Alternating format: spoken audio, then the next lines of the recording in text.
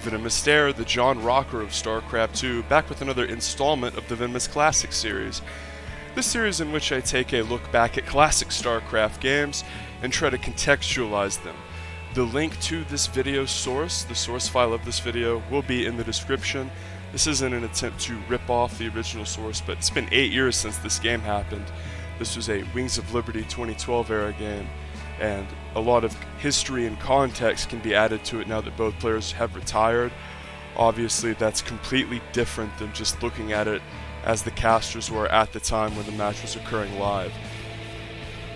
This was part of the IGN IPL Team League, and the IPL was a tournament that ran in the prime of StarCraft 2 if you just look at popularity within the game, and I think amount of really great people in the scene. I think you have to point your finger to that era. Now, that's not to say that the games from that era are better than the games now, because people are always evolving, and the legacy of the Void players are better than the Wings of Liberty players, especially the early on Wings of Liberty players. So we're going to revisit this one. It's between two of my favorites. In the bottom left, Greg IdrA Fields, the infallible macro machine, my favorite player ever. And then in the top right, we have MarineKingPrime, one of the most aggressive and fun to watch Terran players there is. So let me speak at length about both of these players' style, as Marine King is moving out for a proxy here, it looks like. And he's going to build a barracks. He's going to build a barracks in the middle of the map, and this is just typical of Marine King. He loves to do 2 racks, he loves to bunker rush. This is a guy who, when he made it to the second GSL finals ever, he 2 racks bunker rushed in 6 out of the 7 games against an ST. And IdrA goes out of his way to drone scout early for proxy racks. This is a 4-player map in Tomb Valley, so it wasn't actually that uncommon for Terran players to just proxy 2 racks in the middle and figure out where you spawn and go from there. It was sort of a way of mitigating the fact that it wasn't a 2-player map where, you know, as an SCV gets sniped, there's another one comes up, as you know where the guy spawns. Obviously, a 2-player map, it's way easier to proxy someone because you don't have to scout beforehand.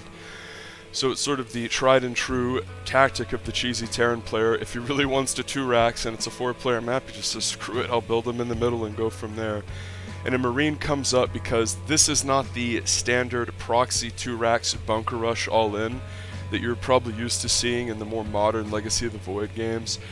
This is a variation on that, and I did like a 25-minute long video called the ins and outs of the 2 racks bunker rush. So I'm not going to delve completely into that right here because there's just not enough time, and I'm going to link that video if you want to learn more about it. But what we see here is a variation of 2 racks where there's one in the main, and then you have a Maka racks, M-A-K-A. Maka was a Korean Terran player who played for Prime, and in the early GSLs, he would very frequently do this tactic, where 2 racks was very popular at the time, but one of the ways that this guy, Maka, sort of made 2 racks his own was he made it very safe because he would do just the normal barracks and depot in the main, but then he would make the other barracks in sort of like an obvious location. Sometimes it was outside the Zerg's third, sometimes it was outside his third, sometimes it was in the middle of the map. And Marine King is pushing forward here. He has a CC behind this, no gas, and he's going to posture forward and maybe consider doing a little bit of rejoining here because IdrA obviously scouted and delayed this 2 rack severely. Now, IdrA does not like MarineKingPrime. He thinks that he is a cheesy, obnoxious player. These two have a rivalry, these two have beef, and IdrA's going to move out here with slow lings and get a surround, as Marine King, known for his micro there, was macroing at home, putting up his 3rd command center, and Marine King is going to lose a lot of his force. And it looks as though IdrA will try to chase and stomp this push out. If you don't manage to kill every single Marine, the Terran oftentimes will mass up for a second attack, and in Wings of Liberty, a big part of what we saw in this matchup is the Terran do a wave of an attack, a timing, what have you, a pressure, and then they would do whatever damage they were going to do, and if they saved units, then those would just get added on to the follow-up push. Terran players now, their goals are very often more like get to 2-2 and do a big aggressive maxed out push, and then you can macro from there. But the way you can get there, there's a lot of different tactics, Hellion, Banshee, BC, etc. But in this era, it had a lot to do with the fact that you started with 6 workers. As Zerg, the game just was more of a wind-up. There were more opportunities for Terran to do little weird variations and try to catch you off guard, cute little timings. This isn't something that you see very much in Legacy of the Void, because by like 5 minutes in the game in Legacy of the Void, you're like heartily in the mid-game. You're there, heartily, you know, like full heart, not like hardly. Oh, they're in the mid-game in Legacy at 5 minutes. As we can see, Marine King is going to add more racks here. So to talk more about the rivalry, IdrA played Marine King at an MLG and lost in a really big game on Tal'Darim Altar. And Marine King is a very obnoxious player. And Marine King fans, I don't want you to think that I'm speaking negatively against him. He was obnoxious in a good way. His micro was so crisp, and the reason that Terran players could really relate to, and they really like Marine King, is because Marine King could just be so flashy and brute force stuff with his micro. And whenever you're like a gold middling player, as so many of us were, including myself at this era, 2012, this game happened just when Zerg was starting to get good. July of 2012, Zergs hadn't really figured out the Infestor 1-1 completely yet. With the newly patched Queen, the Zergs realized that because the Queen was more powerful, you could use it as a defensive backbone, and that's something that lasted 8 years. And the Queen has been changed, the air range has been touched, the ground range has been touched, but one of the biggest patches in StarCraft 2 history happened right around this time. Right before this game, really, and it allowed Zergs to really start to use Mass Queen as a consistent macro backbone of the race, which is something that had not been done before. Everyone made queens at their hatcheries, but the creep spread was really bad. You can go back and look at those games, and if you're like, well, I don't know what to look at, that's fine. I got the Venomous Classic series playlist for you, buddy, and you can pick an early game, like IdrA vs Moro even.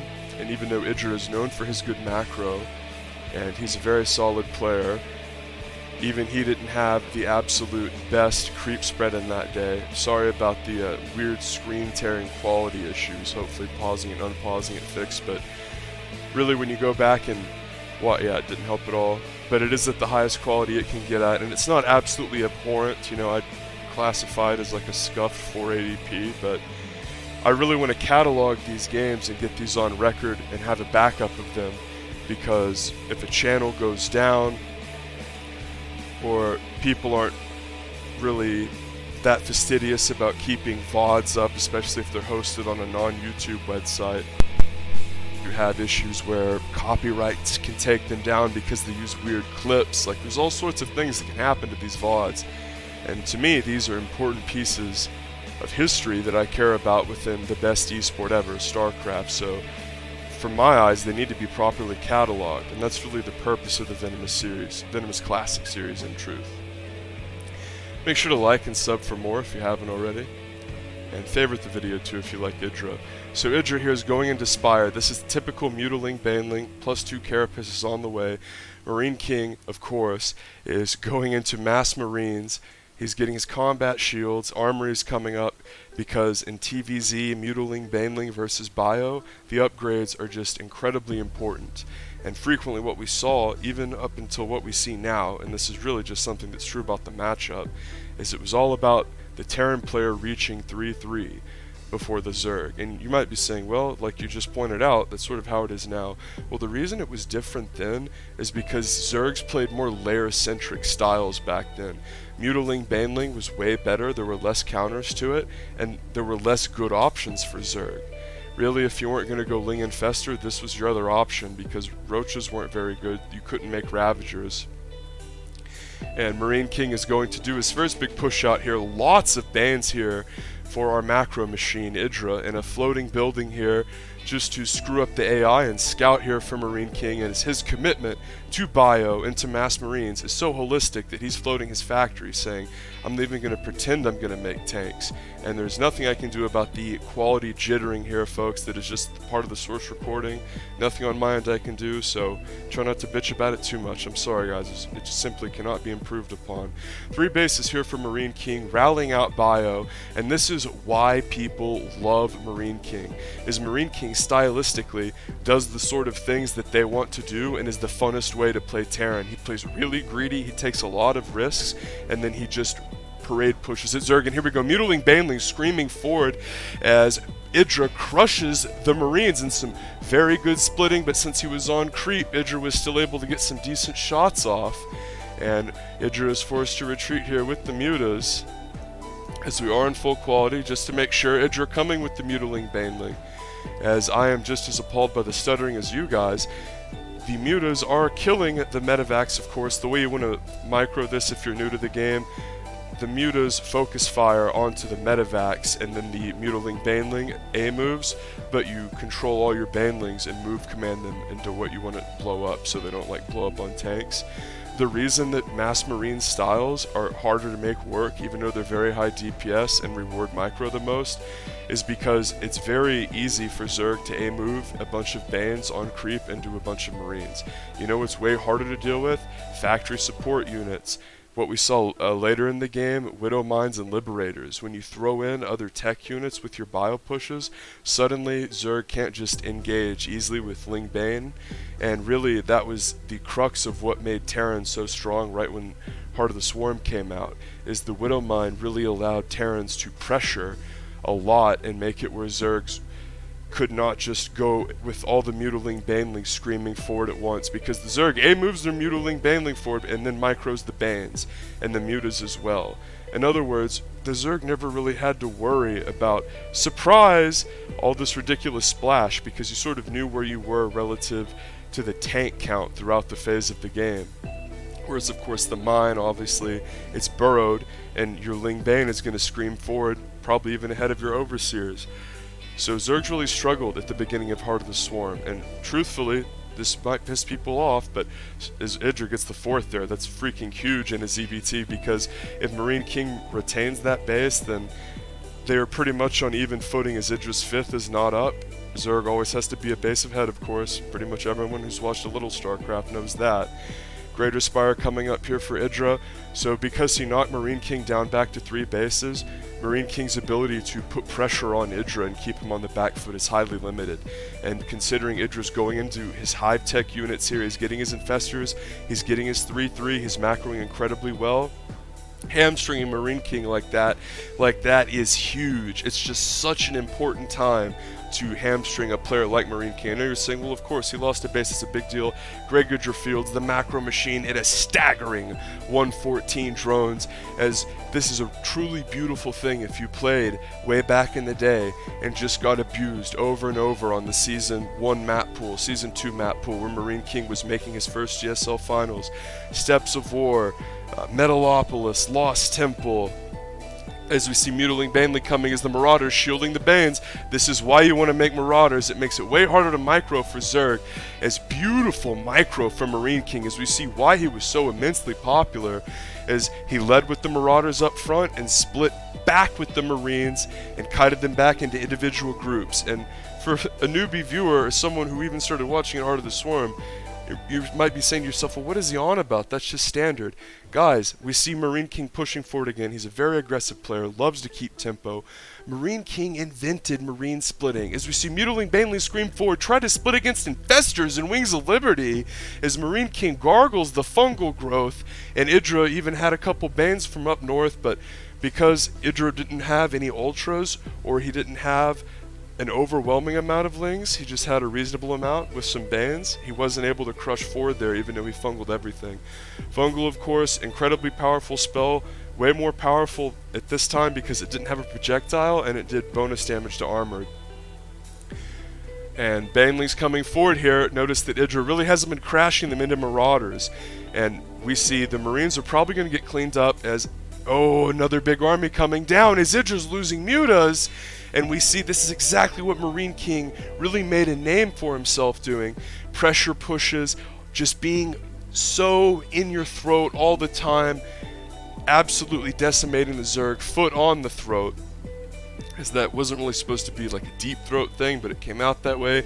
Ling's coming out as IdrA was trying to transition into Broodlords, and he sort of hit a power trough, a very common power trough where Zerg players would try to transition into Broodlord, and Terran knew that, oh shit, okay, Broodlords are coming. Frequently there would be a scan to check for the Greater Spire morphing, and even if you weren't ready and it wasn't necessarily when you wanted to attack, it was like, shit, the Greater Spire's on the way, I'm going. And that's just sort of a rule of the matchup, but in 2012 it was like that a lot. Summer of 2012, right at this time, was the beginning of the Wings of Liberty era that you hear, or the Wings of Liberty and Broodlord Infestor era that you hear horror stories about, as we see Marine King sort of spooning out to the edges of the creep, killing the queens, and then starting to scan away and clear it. It's very important to do that if you're Terran, to not let the Zerg have creep like on the sides that can creep, come back around and sort of flank you and encroach upon your push path, as that's really what happened earlier, is that Marine King was pushing onto some creep still. Marine King stemming forward, leading with the Marauders, and he wants to really run in and snipe the Broods, but IdrA has Banes. His Banes scream forward and kill a lot of Marines, as this is a knockdown drag-out fight. Ling's coming as well. They want to protect the Brood Lords, but IdrA obviously not wanting to trade any non-free units, but he has to if he has any chance of saving the daddy money units, the Brood Lord. This was it in Wings of Liberty, folks, the freaking Brood Lord. I mean, people bitched about this thing more than you could possibly imagine. As Infestors come out, and the reason Broodlord Infestor was good, if you can't figure it out, is you see about 30 medevacs from Marine King. The reason it was good is because if you get your stuff fungal that can't retreat, and Broodlord's weakness, or they can be kited around, and things retreat from them. And after they retreat, the Terran player will start to drop a lot and pull you apart. Broodlord Infestor is pretty much the best fighting army you can have against, if they don't have like Vikings, something that like an air unit.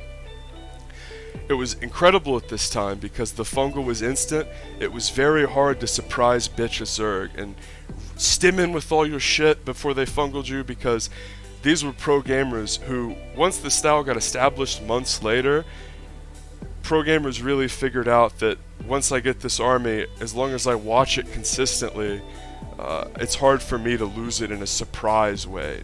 Terrans could do things like dropping in Vikings to try to combat it, and really what we saw ultimately from both Terran and Protoss to try to combat the Broodlord Infestor Wings of Liberty era is just attack the Zerg right before they get to Broodlords.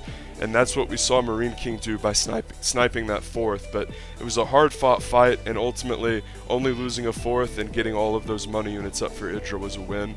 Notice IdrA was dropping creep on those corner bases. This is something you want to do even to this day, every single game as Zerg. So good.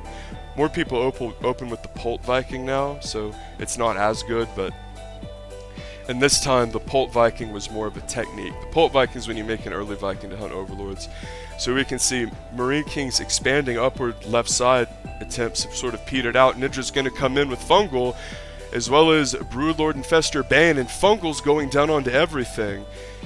And the Infestor retention and Infestor micro of Zergs was not really good until about really this era. Remember, this is July of the Broodlord Infestor era, so this was right when Zerg had the tools and got the buffs to make the Broodlord Infestor possible.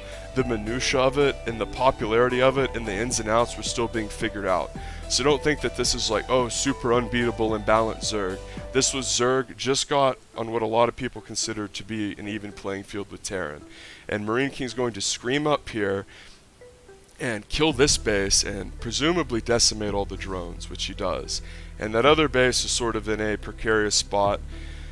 And one thing about the factory floating mass bio style that Marine King's employing here is you can make an insane amount of medevacs. Remember, no liberators at this time, no mines at this time, and Marine King of course doesn't want factory units, and Marine King's trapped here. I mean, kind of, he has medevacs, but he's trapped on the ground, and instead of boosting, even though IdrA has no mutas, Marine King just tries to be a hard ass and split and loses his whole army. And honestly, it's sort of endearing to watch Marine King, and the things that he do are funny. Like, if you watch the game and understand the concept of it and what's going on, even at like a Gold League level, is IdrA throws out a fungal with some infested Terran, as weirdly, the infested Terran doesn't even exist anymore, which sort of sucks because that new Joker spell, that they replaced it with this god-awful, and it looks like Dark Swarm, but it's like nothing like Dark Swarm. And IdrA is running up Lings into the top left and denying the Mulehammer expansion of Terran. This is a very common tactic for Terrans to do in Zerg late game, against Zerg late game, especially on maps with a lot of side bases, 4-player maps. And it's a tactic that rings out true to this day. You land that base on an exterior base and mule hammer the shit out of it. And if you ever watch a replay and watch someone do that, click on income and you'll be blown away by how good mules are as a huge fungal, as IdrA's really taking the advantage of the game here, as this is the exact place where IdrA likes to be, with tier 3 money units, multiple bases, where he can really flex the multitask that made him an incredible StarCraft Brood War player. And he was a macro Terran in Brood War, and he was a macro Zerg in StarCraft 2, as we see here. And that 4th base is not really a 4th base, it's a 5th base in truth. And the SCVs and mules are going to get gutted here, and Marine King is really running out of steam as ultras are starting to encroach, and he does have a medevac for every freaking bio unit, which really helps your army retention, obviously. And IdrA is probably going to try to do some fungal baneling action here and do a killing blow attack. Because if you don't make Banes, I know this sounds obvious, but if you don't make Banes and you fight against this many medevacs, you just can't kill them. Even if you have an upgrade advantage. When there's that many medevacs, you don't even really see this many medevacs made anymore.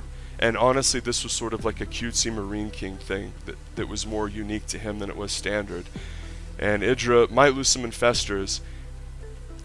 This era, summer of 2012, was really when Zerg started to get things like doing consistent, correct macro patterns, aka Hot King eggs, not always forgetting to get adrenal glands, even though it was still sort of a running joke they did. Really understanding how to deal with Terran pressure, and another huge factor was the maps. Even into 2011, there had been positional imbalance, no neutral depots, and the maps weren't that good.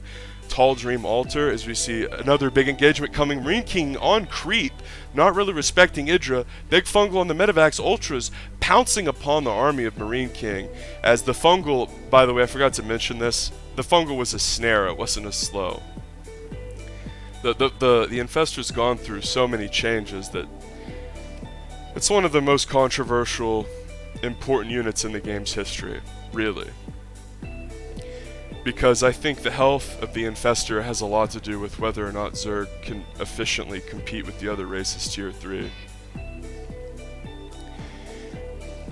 It appears as though IdrA is massing up for an attack at the 5th base. Again, this 4th and 5th base area is going to be the point of contention for the rest of the game, because if IdrA breaks this 5th, considering he's creep dropping the other bases, Marine King really won't have anything left. So the Prince of Marines, the King of Marines, is fighting here, and he fungals Wowie, as IdrA fungals the entire army, as I was a little bit lost for words because the ultras just ripped through. And remember, these two guys do not like each other. Marine King beat IdrA on a Tall Dream Altar game where he took advantage of this weird little positional imbalance where if you spawned close, you could do a siege tank push on the Zerg's natural, and it was super hard to hold. And Marine King was just great at things like that. Those obnoxious little tactical maneuvers were Marine King's bread and butter. And when I say obnoxious, I don't just mean that he used the map well. I mean, that's just smart. It was the amount that he used it. The way that Marine King plays is a way that is sort of persistent, and it's a way that I think really embodies the style of bio. And it's a shame that Ignite Afterburners didn't exist when he was in his prime, because that ability is basically designed for Marine King. That is a Marine King ability, because not only can you do crazy Rambo maneuvers with it, but you can also do insane escapes. It just pretty much makes it where there's no risk. And Marine King loves to play very high risk styles where essentially he puts himself in positions to show off his micro. This runs counter to what IdrA does. IdrA likes to play safe all the time, where he gets to show off his macro if things go his way. So Marine King would do things like Proxy 2 racks, where he gets to show off his Marine micro in a bunker rush. Or he would do blind 3cc without scouting off of 2 Hellions. The greediest build imaginable, pretty much. Or even no Hellions sometimes. Literally racks 3Cs, insane builds like that. And pull them off. That's why people loved him. Is you see Fungal going down upon the medevac and entire Terran army, frankly. And you might be saying, well, every time they fight I can't see what's going on, the fucking quality. Well, it's not all the quality. Marine King has so many damn medevacs where you literally can't tell what's going on. They blot out the sky. And if you get that reference, good for you. Oh, his IdrA dances his ultras! Oh, he styles on Marine King. Oh my goodness gracious. IdrA really never does stuff like that. Is wow. And this was in a team league, like an important game, and MKP GG's. So let's wrap up my thoughts here. And remember, this was a team league, so this isn't like a best of 3. IdrA would go on to play a different person after this. So just to sort of wrap up my thoughts and talk about their history, whenever Marine King retired, and he retired to go like quote unquote like try to be a League of Legends programmer, which like equated to him getting Diamond 2 and like falling out of everyone's radar, falling off the map pretty much. Never came back to StarCraft 2 after he retired. And when he retired, IdrA announced that, and he tweeted this, he said, "I bet he 30-0-0s fizz every game, fucker." Typical IdrA. If you don't know what that is, it's a pretty like esoteric season like 3 League of Legends reference. And I know a lot of people have a lot of disdain for League of Legends, which is well founded. There's nothing wrong with that. But anyway, Fizz was basically a really obnoxious, cheesy hero, and to play him 30-0-0 was to play him in the most polarizing, cutthroat, in-your-face way. And I really think that's what Marine King stands for in StarCraft. If you look at how Marine King portrays himself in terms of the builds that he does, remember guys, in StarCraft, especially like when you're a pro gamer and the mechanics aren't an issue and you can truly represent what you want to do, the strategies and tactics that you choose in many ways are a reflection of your personality. And we see that IdrA went for a total, safe, macro-oriented style, and in interviews, he would state that, "I don't play macro styles because I think they're the best. I play macro styles because they're the most difficult, and I think I'm better than my opponent." And that if I love this part where Marine King can just like jump in his medevacs here and get a base for sure and just splits instead. Classic. IdrA said that he knew that because his mechanics were better, playing a macro style would be the more efficient way to win. And if you don't understand why, if you're a total newbie, it's because the later the game goes in StarCraft, the more stuff there is to do. So in general, as a rule, good players are better later on in the game. Because think about it, if you only have 1 or 2 bases to keep up with, any idiot can make SCVs and not get supply blocked on 1 base and like keep production going out of 3 buildings. But when it's a game like this, there's huge fights going on at 3 sides and in many cases drops. And MKP, notice he did like a very in-your-face, I would describe it as loud, aggressive, "Here I am, here's my army, like fight with me, I want to show you my splitting, here I am." And this was something that Innovation mastered. MKP does it in a very Maru-esque way. Maru and MKP are stylistically similar if you weren't aware, as Maru is the Prince of Marine and Marine King is the King of Marines. Marine King played under the ID Boxer when he first started. Boxer is of course like an old school legend from the 2000s, and Marine King was just like copying his ID. And like when he made it to the GSL finals, people got confused. So then he nicknamed himself Foxer, F-O-X-E-R, like 1 letter off of Boxer, not to be confused with Matt Foxer Harris, the American Terran, who basically took his inspiration from Marine King, the player we're watching now, and tries to play stylistically similar to him. Terran players really liked Marine King because he was about brute force, and Terran players, and really all StarCraft players, remember, the game was just starting, it was still Wings of Liberty era. Marine King was the finalist of the 2nd GSL. A lot of like new Terran players, and even like experienced StarCraft players who wanted to learn more about the game, and the most exciting time in the game when it first came out and people were really trying to figure stuff out, Marine King was an inspiration. Because while Jinro was getting like his head caned in trying to qualify for the GSL, playing macro styles on freaking Steps of War, which was noble, and eventually he mastered it, and eventually he would end up getting round to 4, and Jinro's a god. I wasn't knocking him. The joke is just that in the early days of StarCraft, the maps were so small, as well as a bunch of other elements, that aggressive play was very, very powerful and very favored. And if you were sitting there like busting your hump, trying to figure out like how you're supposed to take a 3rd base on Steps of War, without like a neutral depot. It was just not a good time if you were a committed macro player. And this game to me represents a very interesting time in the game's life, and a strategic and a historically important one, where since the beta, literally since day one of the beta, from the Queen and Overlord patch that happened in like June of 2012, where the Overlord was a little faster and the Queen got more ground range, meaning that you could effectively make Queens as like a tactical way to defend yourself in the mid and early game, because so often Zergs would just fall victim to these weird early mid-game timings. I was talking about that earlier in the cast, how you started with 6 workers and there was a lot more variance in terms of what a creative player could do to you in weird timings. Stuff like combat shield timing, stuff like Marauder Hellion with concussive shell that hit at a weird time. And you gotta consider a lot of this stuff could come with SCV pull, aka they could bring the boys. And if you were an experienced Zerg and you somehow scouted them, as Overlord speed was harder to get to at this time as well, if you scouted them and said to yourself, okay, I see that they're going to do this build, well, you know, and I barely cut enough drones to be able to hold, then you know what, if they bring their SCVs, then all of a sudden you're not going to have enough to hold.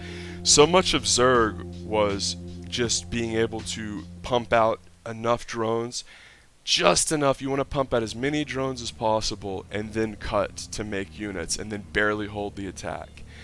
And this is true now, obviously, but this was so true back in these days. On these cramped, congested maps, Zerg had way less options.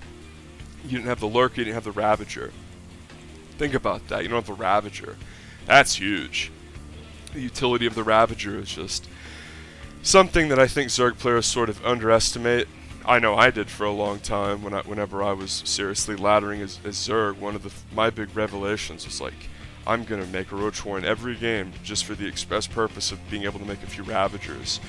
And really, a big reason that Zergs were happy with the Ravager being invented is you could do something with Roaches. Forever, Roaches were seen as like this mid-game, as we see Marine King doing a little bit of pre-splitting. Notice that Marine King always would position Marauders in the front to soak Banes. IdrA never made the mistake of crashing a bunch of Banes into Marauders. If you screw up and do this as Zerg, I'm not saying a Baneling never hit a Marauder all game, by the way, don't get me wrong, but like, that's just was a common micro tactic, and I know it sounds bizarre for like people who've only watched Legacy of the Void, but in this time, sometimes Zergs, and like not just Zergs but all races, like, oh, ZvT the dance, god, that's hilarious. They would just have all this shit on one hotkey. So for a Terran to like push all their Marauders forward to sponge damage as they retreat with their Marines was a tactic that people didn't realize that you could do when the game first came out. And Marine King invented Marine splitting. There was this very famous game in the early days of GSL. I'm almost certain it was Season 2, the second GSL ever, the one he went to the finals in. And he played this guy named Kirix, this Zerg player. And like, Kirix was this guy who wasn't like a real macro player. He liked to brawl in the mid game and wasn't afraid to like make a crap load of like Bane Roach. So this guy sort of posed a threat to Marine King, who loved to just crush macro Zergs beneath his fingers. Zerg players would be sitting there, macro Zergs against Marine King would be sitting there like trying to do every little safe thing.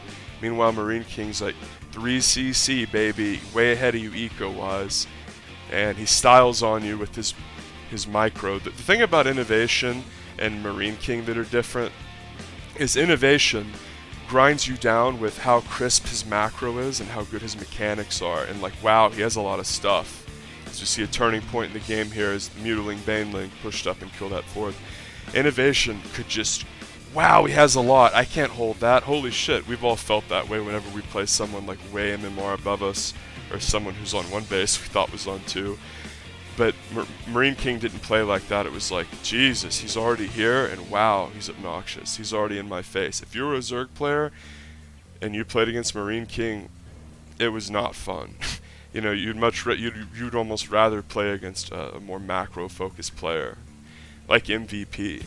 We saw IdrA, of course, go to toe-to-toe with MVP in my Venomous Classic series, losing some, winning some, but IdrA always played MVP very close, and those matches were just phenomenal.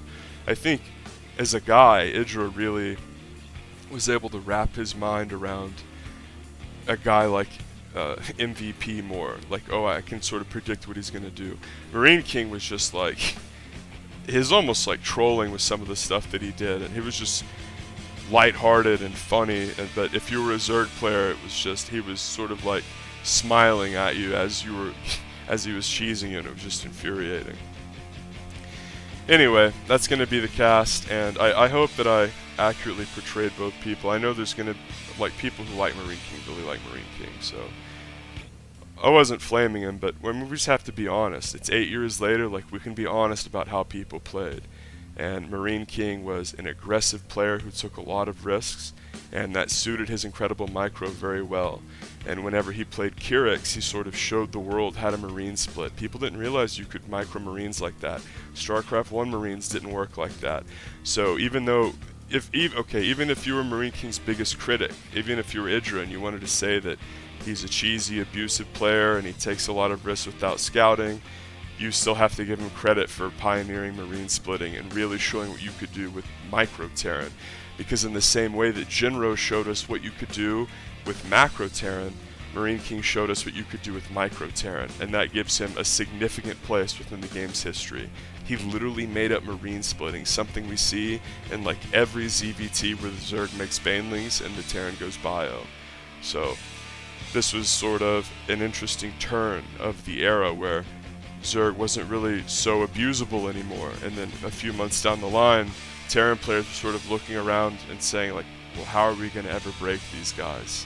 They've like really figured out how to stop us, and they have more tools now. Zerg players have been adapting for years. That would be the thought that I would close on it. Zerg players are very adaptive, and sometimes even when a change is necessary, it comes a little late, and I think that sometimes that Terran players can struggle because a lot of times what will happen is the Terran players figure out a style or a build that's very strong and they dominate Zergs for a while. This happened with the BC whenever it got buffed. And then what happens is the Zergs, like, they lose for a few months and then they figure it out and a response becomes understood. And as Terran players, a lot of times, like, once it gets figured out, Terrans will just outright say, oh, it's bad. That build's bad. Can't do that build anymore. Not a variation of it. Not like, you can't go mad. No, it's bad. It's bad. This is something all Terran players do. Is that if you're a non-Terran player and you're like, why don't you try X? And they just dismiss it out of hand, just be wary of that. Notice how good IdrA's creep spread was. A big part of playing against aggressive players is keeping your creep spread phenomenal. I'm probably going to end the video here. I'm literally going to go on for 2 hours. This is just, it's IdrA against a foreigner, against a Korean Terran who he doesn't like. It's a macro game from when I first started watching StarCraft. This is just my bread and butter, folks. And if you also like StarCraft, if you also like IdrA and you want to see some of the best games ever played, sub for more, check out the Venomous Classic playlist on my channel. Everything on my channel is free. Check that shit out, yo.